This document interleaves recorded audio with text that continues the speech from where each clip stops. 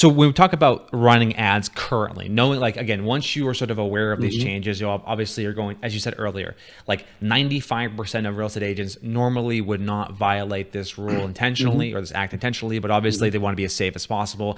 They are white hat agents. They want to basically do things above board. So when you think about this concept of what's the right way to run an advertisement in 2019, given these changes, what's your approach as a marketer?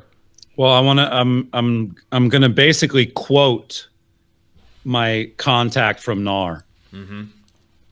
If you want to be as safe as possible, target by location and nothing else. Okay. So now I did a little bit of research, Jimmy, and in many, many, many states, it might be all 50. I feel bad I didn't figure that out. But in many states, Jimmy, you can't buy a home if you're under 18. Okay. So what I'm getting at is you know, so you don't have to target 14 and 15-year-olds if they're not even allowed to buy a home. Cause I think Facebook starts at 13 and up. Yeah. Their filters basically say 13 to 65 plus. That's usually how they do it. So to be clear, to be as safe as possible, you would target by area and nothing else. 18 and up plus location, that's your magic million. That's your formula that you would use for a large campaign that you wanted to put in front of a lot of people. Yeah, it makes me appreciate the importance of custom audiences more than ever before. Because if you are going to be that broad with your targeting, you're in a position where you're sort of going to have to figure out, okay, well, I need to run subsequent campaigns based on people's interaction and their intent. You said this to me before the call last week, and I think it's really important for people to understand, because I think the hysteria around this is going to be, well, Facebook's no longer really going to be a platform I want to use. But you said to me this before, said these filters that are going away are filters that didn't even exist 5 years ago. So I think we need to have that sort of context and appreciation for it. So you just mentioned what you can do from a targeting perspective. What, you know, you mentioned before, you talked about this before, but like, how has other organizations like MLSs addressed this issue at a high level? Yeah, I mean, the targeting is not something they're as concerned about. They're more concerned with the copy.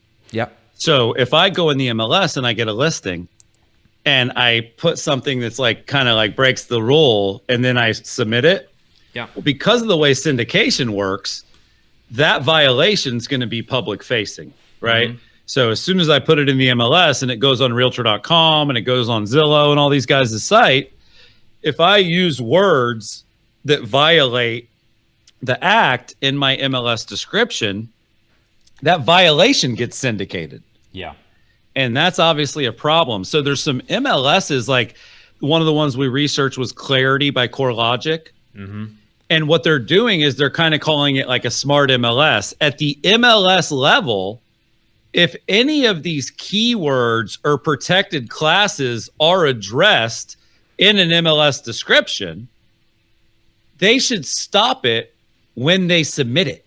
And that's what they're doing. So let's say I say something where I say, hey, and a lot of times, Jimmy, I'm telling you, people are not trying to be egregious. Yeah. It's just like if somebody says, you know, this is a very Hispanic friendly community. There's a lot of Spanish speakers in this area. So if you speak Spanish, you'll feel welcomed, right? I don't feel like somebody that necessarily says that is trying to sort of be a racist or anything. Like they're sort of like, they know the neighborhood, they know the area. Like there's a lot of high school kids in my neighborhood, Jimmy. I mean, I don't care what the act says. That's just true, right? Like that's just true. There are a lot of kids that are in high school and junior high that live near me. You know what I mean? And so like realtors, a lot of times they have to dance with their words. Like, hey, is this a good neighborhood for families? They're like, well, I can't really answer that, but you know, like, so it's tricky. But the MLSs certainly can help. Now, the problem is there's like 900 of them. And some of the smarter, more innovative, newer ones have this sort of smart language technology baked in. But some of the older ones don't. And so that's a change we'd like to see the MLSs make. Every single MLS should have keyword logic that disallows violations. Yeah. Yeah.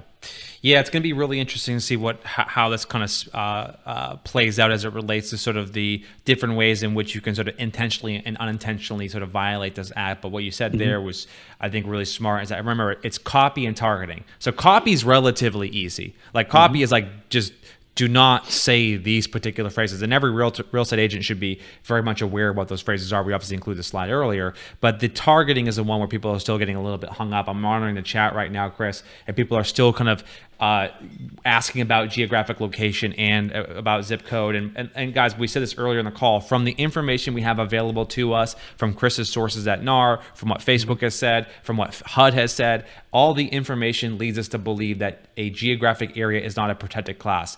Therefore, if that information is true, therefore, then you have no issues with geographic targeting whatsoever. Well, it's actually interesting, Jimmy, if we go back to 1968 when the law was created and the act was written, if you will. Yeah.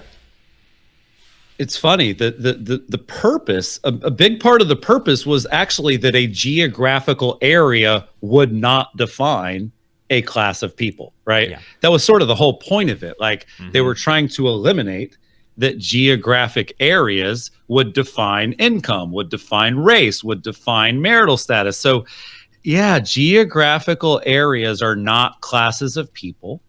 And the Fair Housing Act is there to protect classes of people. Yeah. So like you said, based on everything we've been able to learn through the people that we've been able to speak to, targeting geographically does not violate the Fair Housing Act.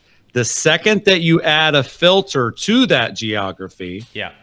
like moms, like dads, like women, like older, like younger, like gay, like straight, like black, like Mexican, whatever it is, the second you add that second filter, you violate the act.